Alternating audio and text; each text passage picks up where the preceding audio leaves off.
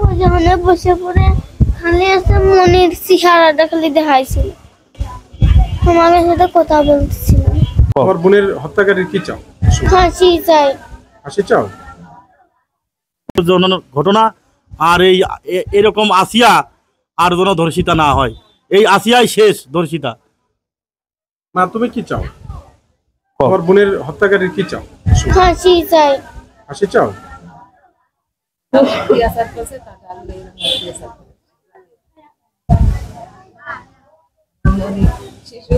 তোমার নাম কি মা? হাবিবা। তোমার বোন কি দাঁড়া, তোমার বোন কি শেষে তোমার সাথে কথা বলে গেছে? কোনো কিছু বলছে? শেষ কথা কিছু শুনছো?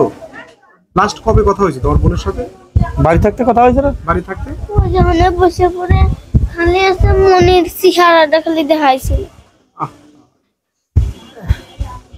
আমাদের সাথে কথা বলছিল। তোমার সাথে কথা বলতেছিল না? না, কখন এটা?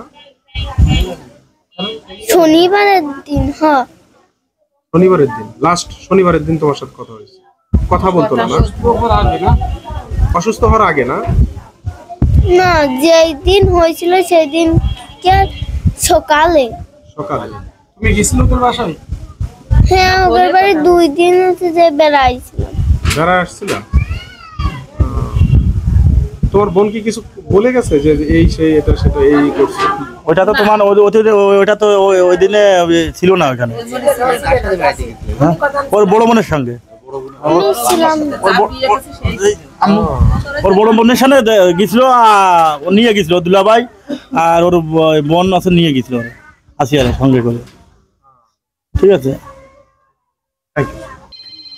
আসিয়ার বেহেশতের নসিব করুক আল্লাহ, সেই দোয়া করে ওর আত্মার মাগফিরাত কামনা করছি।